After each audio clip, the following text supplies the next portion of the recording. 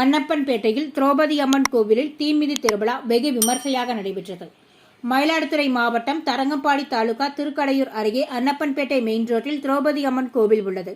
இந்த கோவிலில் தீமிதி திருவிழா கடந்த 10ஆம் தேதி கொடியேற்றத்துடன் தொடங்கியது.